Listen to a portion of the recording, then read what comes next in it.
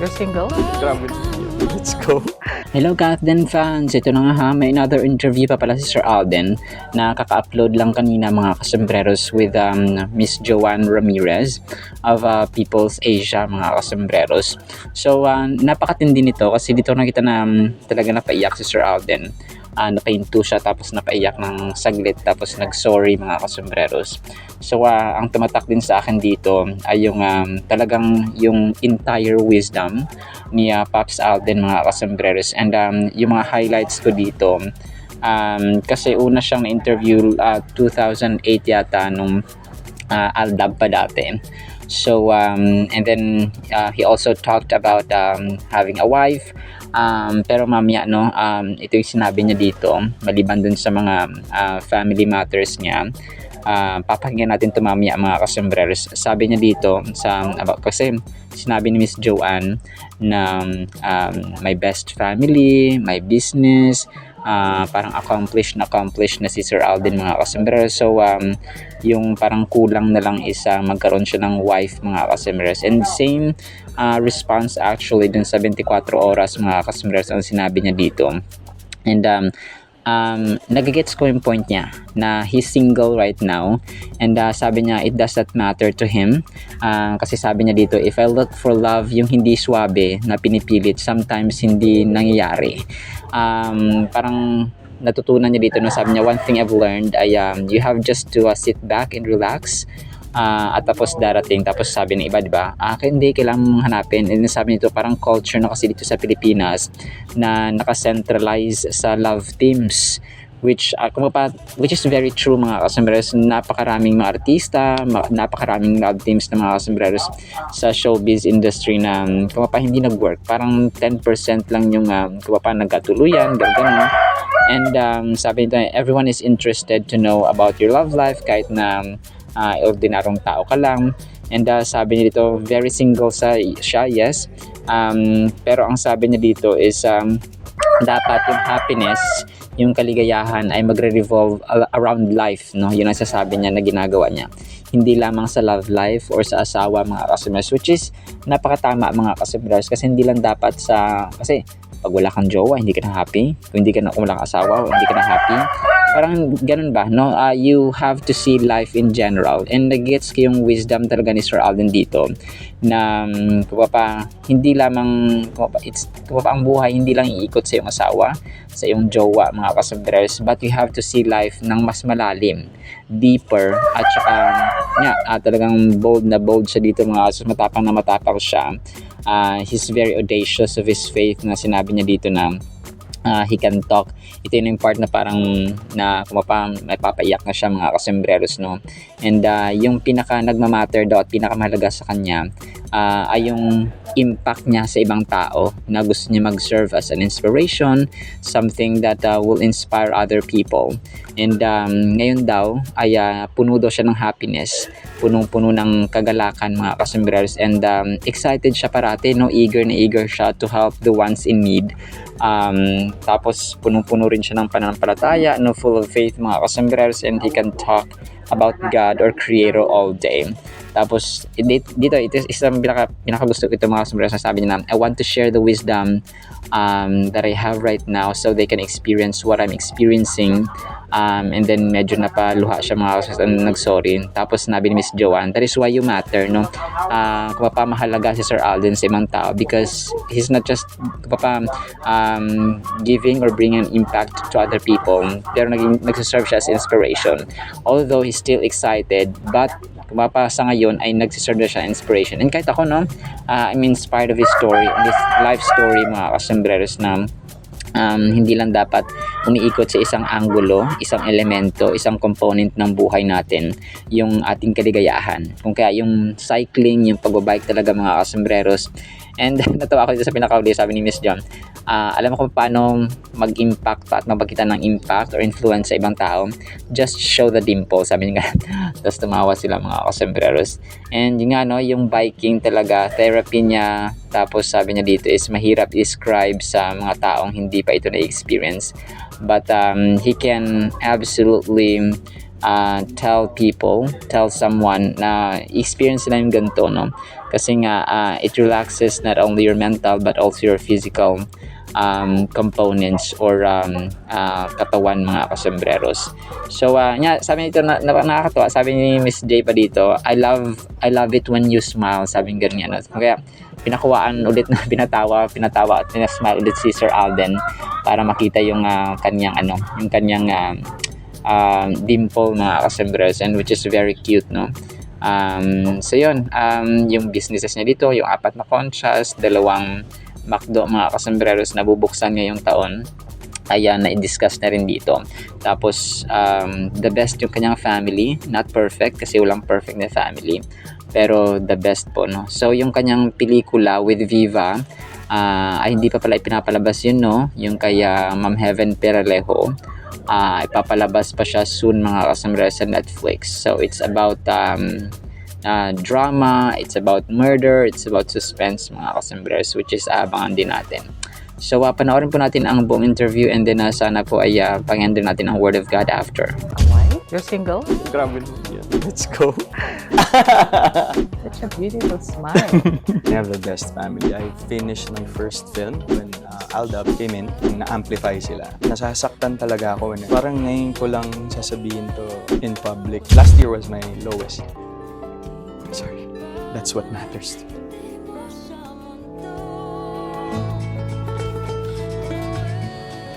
He is one of the country's most eligible heartthrobs, a bankable actor who has starred in some of the country's biggest pop culture and box office hits, from Aldab to Hello, Love, Goodbye and Hello, Love Again. This is Joanne Ray Ramirez, and from the Presidential Suite of the Conrad Manila, we welcome you to People Asia's Editor's Notes. Ladies and gentlemen, let's welcome the country's most famous tisoy, Mr. Alden Richards. Hey guys, what's up? Hello, Miss J. How are you? I'm very good. Actually, I think this is the first time that we're going to be having a sit-down interview prior to the award I got last 2016, right? Yes. Wow, I'm so it's an glad honor. you remember. Of course. During the premiere of the new Mission Impossible in South Korea, Wow, yeah. you met the other Ethan, your Yes. namesake in the movies, Tom Yes, Miss Cruise. J. Yes. What did you talk about? Definitely, we asked Paramount Pictures Philippines if we're going to be able to get the chance for a meet and greet with, of course, the one and only Mr. Tom Cruise. It was just, sorry Alden, hindi kami sure kung makaka-picture ka or you get the chance to talk to Tom. Sabi ko, okay lang, pero sana meron. Pero I mean, it's more than enough for me just to be invited to Seoul to see them in person, because Tom Cruise has been my childhood idol, hero, inspiration for a lot of things. And then we were actually surprised that we're gonna be having a chance to meet him, and the instructions were you can only ask 2 questions from Tom. Hinuli po ako sa pila. I told myself I'm not gonna ask any questions from him. I'm just gonna tell him my story in 1 minute and 30 seconds. I want it to be brief, I want it to be short, because I don't want to waste his time. That's why when I approached him, I told him, hi Tom, my name is Alden Richards. I'm an actor from the Philippines, and you have inspired me a lot with your work.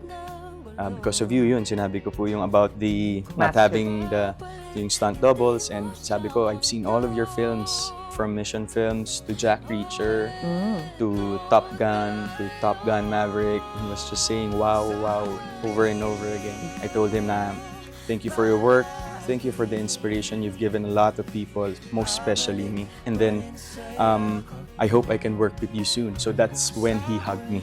Oh. Yeah, so and then after that, parang he told me, yeah, come on, let's take a photo, and you have to take care of yourself, because some of the actors, they just jump off the cliff without being prepared, so that's when accidents happen.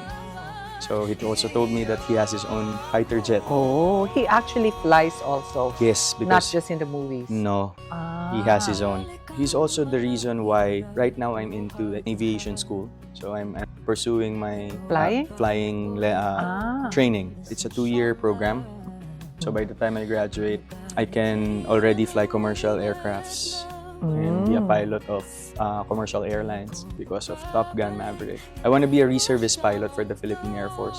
Wow, you actually aim to be in the controls, Yes. in the cockpit. In the cockpit, to fly jets. Tom inspired me not to get stunt doubles for action scenes. So you don't? I don't po. In some, but pag delikado na, Miss J, I don't risk anything kasi and the whole set will be compromised. After that, I was feeling really emotional. I hid behind the tarpaulin for the film and then cried so much.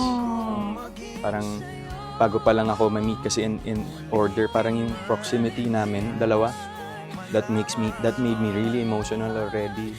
I'm just an actor from the Philippines, and for you guys to give me this opportunity is really huge for me, so thank you so much. Well, for Alden Richards, nothing is impossible. Grabe naman yan. Let's go. Mission possible. Mission possible. Yeah. Alden, you were our People Asia People's Choice Awardee in 2016, remember? Yes, Miss J. Was it your first? First major. First major. First major. It's like first major national award. It's really an honor to be part of that because the roster of awardees, yung nagiging part ng awardees list. It's are the who's who of not only show business but the whole industry. When it comes to business or arts, it's really an honor. Like right now to have this sit-down interview. Almost 10 years now and counting, yes, right? 2016 was the award, and I'm sure you started even earlier. Yes, 2011. Wow, Actually. 14 years. So Yes. congratulations. How has your life changed since then? Drastically. I mean, Really? right now looking back, it's my 15th anniversary this year, 2025. December 8 in particular. Then whenever I go to bed, I still sometimes get really emotional that so much has changed for the better. That's good. Yeah, For the better for is the good. better. Yeah. I always see the bright side of things. Maybe when I was starting, not so much because syempre, there are a lot of new experiences and sometimes you need to go through it for you to know how it feels. Mentally, emotionally, physically, what have you. So, I'm 33 years old now. Yeah. I started when I was 19. Wow. Started when I was 19 years old. So you're more optimistic now. You look at the half full glass. Yeah. You look at the bright side. Because that's the only way to go. Who taught you those things? Or life was your teacher? I have very, very good mentors. 50%, not 50%, maybe 30% of my learnings came from them, but 70% came from experiences. That's really nice to know that you look back at the past 15 years with a bedimpled smile. Yes, definitely, Miss J. Sometimes life is how you see it. Yeah. It's not what's happening in your life right now, but I've learned how to deal with it, like whether good or bad, it will teach you something, definitely. What's the secret to your staying power? I mean, aside from the fact that you have an idol like Tom Cruise who teaches you to be a master. So what's the secret to your longevity in the industry? Well, 15 years is long. Yeah, it's my purpose, Miss J. And your purpose. And your purpose is? To help the common good. Oh, that's really nice. You have a life outside showbiz that you dedicate for the common good. Even inside showbiz, actually. Kasi, I mean, it's a holistic decision that I realized when I reached my 30s. That, di ba po meron tayo nung, ano yung kay Maslow's hierarchy of needs ba yun? Yeah. And I think as early as now, I think I'm at the self-actualization stage.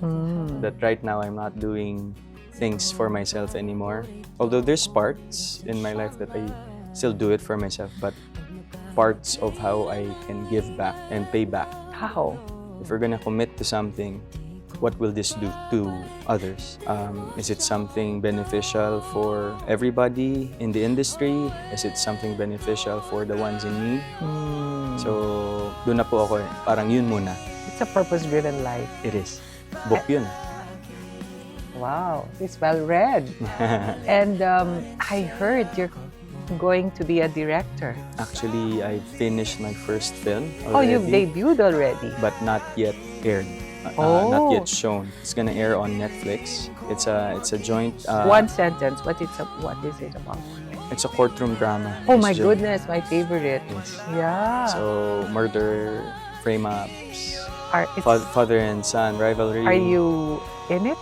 Yes. Starring? And it's a joint venture between. My company, Myriad Entertainment Corporation, and Okay. Viva, with Oh. Boss Big.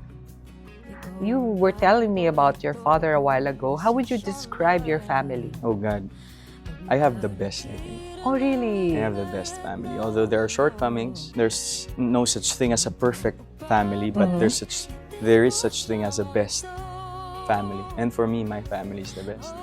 Why so? Because- Your parents? Yeah, my dad. Because my mom passed away when I was right before I entered showbiz, way back 2008. Sorry to hear that. Hindi po. But my dad never really meddled with anything, even my siblings. And when I was grinding my way up, Yeah. my way up to the industry, wala po sa kanilang ang pressure sa akin that you're already at that position, you have to give us this, you have to give us that. I mean, ako na lang yung nahihiya na bakit hindi sila nangihingi? Everyone, down to my cousins and everyone. I mean, parang I think that's one of the components that made me realize that I have the best family because hindi sila... They didn't take advantage of Yeah, and they're not your needy. material. Yes, so that's one of the reasons why I always hunger to move forward. It's for them. And right now, for the ones in me. Actually. How many siblings do you have? I have 4. Oh. We're 4. You're actually. 4. You're So, the eldest? I have a big brother.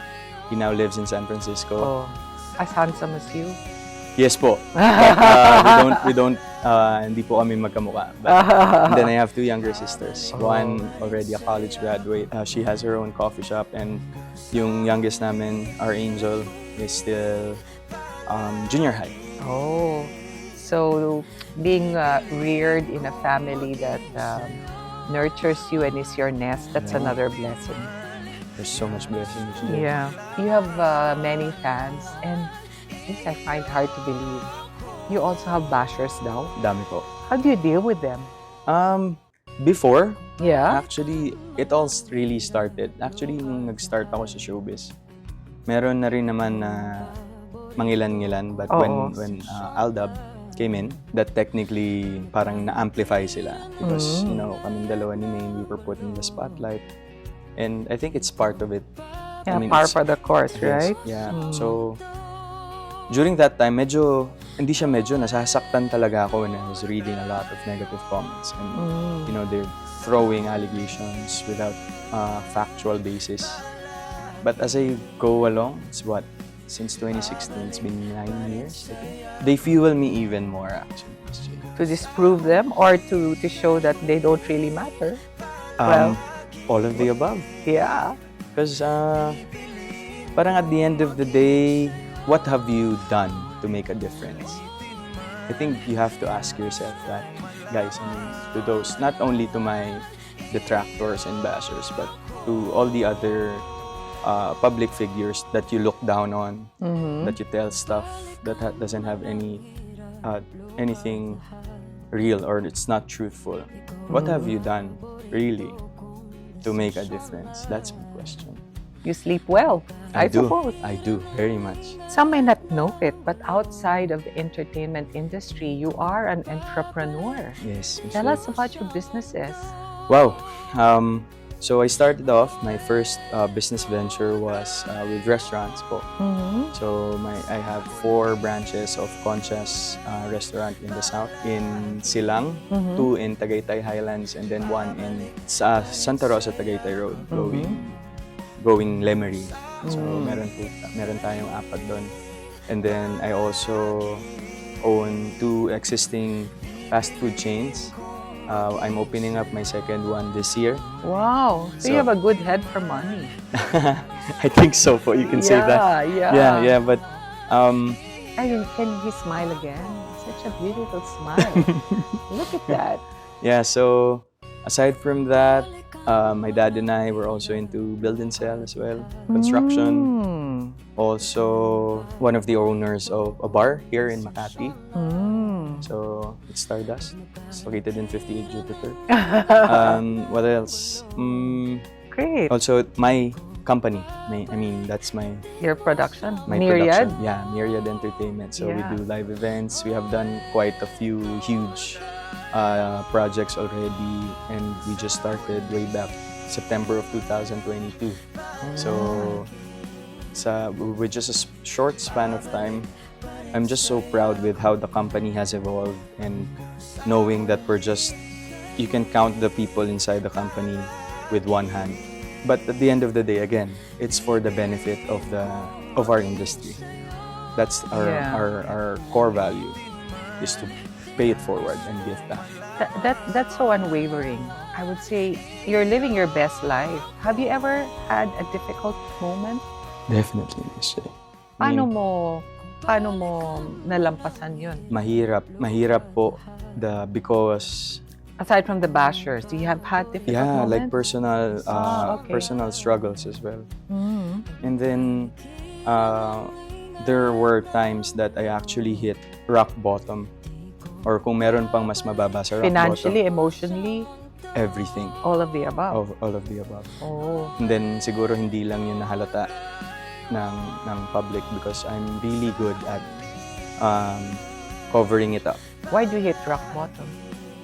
Sometimes in life, when you're, I don't want to say this, but parang lip service kasi, when you're selfless, and you always take into consideration the needs of other people around you, you always give and give and give and don't leave something for yourself. You have given so much of yourself to other people, but you haven't given attention to yourself. That's what happened to me.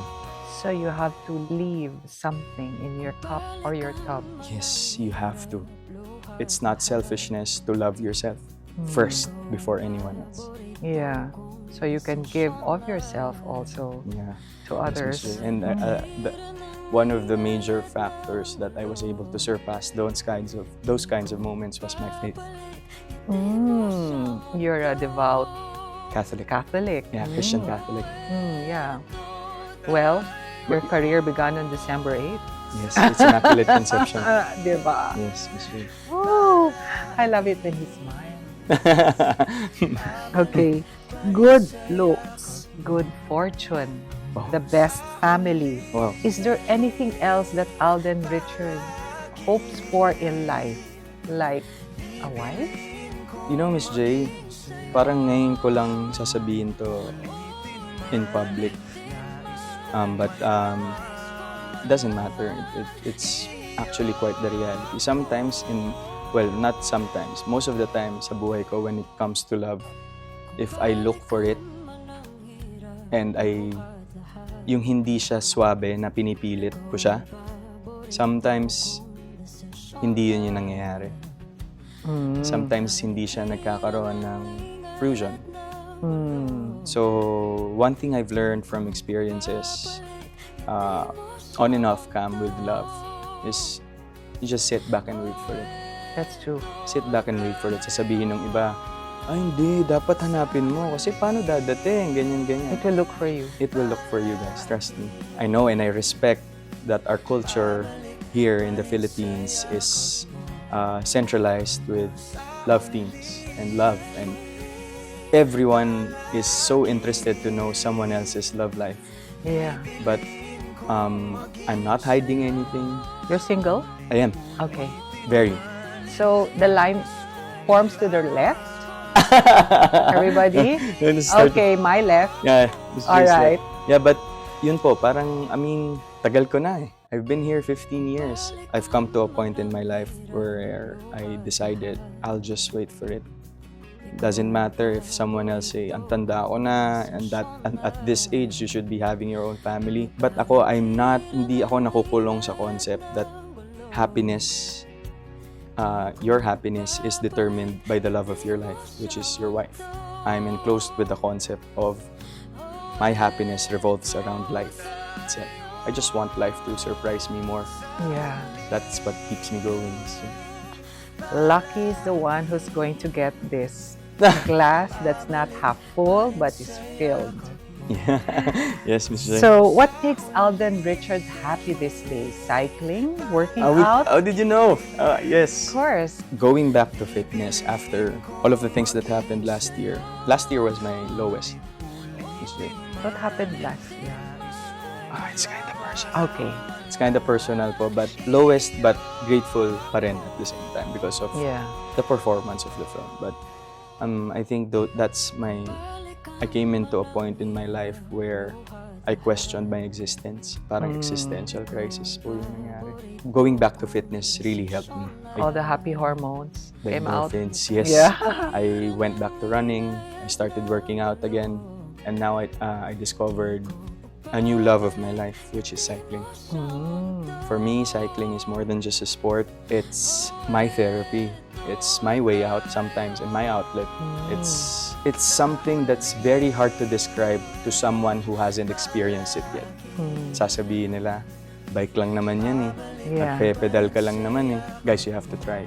Because life has no frame when you're in motion, but life Exactly. has no frame. Yes, Miss J. Window of your car. Sabi ko nga, I recently posted a cycling photo and then I just realized a caption on my way home that there's peace in pain. Yeah, there's peace in pain. There will In pain? always be peace in pain. You just have to keep on pedaling. You're a poet. Pain, pedaling, poetry. Yes. Well, what matters most to you, Alden Richards? Right now, it's really the effect you have on someone else's life. That's what matters to me. I make sure that whenever I get to meet new set of people or someone, one way or another, I'm able to leave somehow like an inspiration and something that probably would change their life, something that would resonate after our conversation. I guess that's what really matters to me because right now I'm so full of joy and happiness. I'm so full of, the eagerness to help the ones in need. I'm so full of faith. I can talk about our Creator all day, and I want to share it, like the wisdom that I have right now. I wanna just give it to a lot of people somehow, so that they can experience what I'm experiencing right now. That's what matters to me. And that's why you matter. Thank you, Miss Jen. And on another note, how to make an impact? Just show them the dimples. It's here. With a watery eye. Thank you, Alden. Miss J, thank you so much. At para po sa ating Word of God, mga kasambreros, ay sobrang ganda po nito. Ang title natin, Babae Ka. No? Sa Book of Judges, mga kasambreros, wala pang hari, wala pang presidente. At that time, kung kaya ang Diyos po ay nag-raise, nag-appoint ng mga hari, and kasama nga doon na mention natin doon sa kabilang vlog natin, ay si Samson, no? Na naging kalaguyo or naging pambulag ng kaaway, si Delilah, mga kasambreros. So, si Deborah, okay, meron tayong babae na naman dito na ibibida, mga kasambreros, no? Hindi ka lang babae ka talaga, no? Ganun, mga ibig sabihin, may power, may voice, mga kasambreros, ang kababaihan kapag ginamit talaga sila ng Panginoon.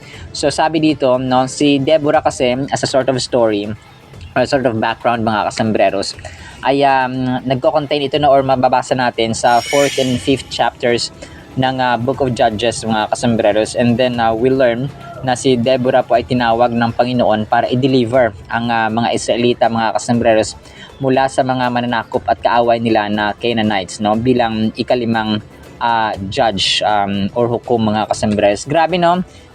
Dito natin nakita na yung Book of Judges sa Old Testament, may mga heroes, old heroes and superheroes, mga kasambreros, ang tinalaga at tinapoint ng Panginoon para iligtas ang bayan nila.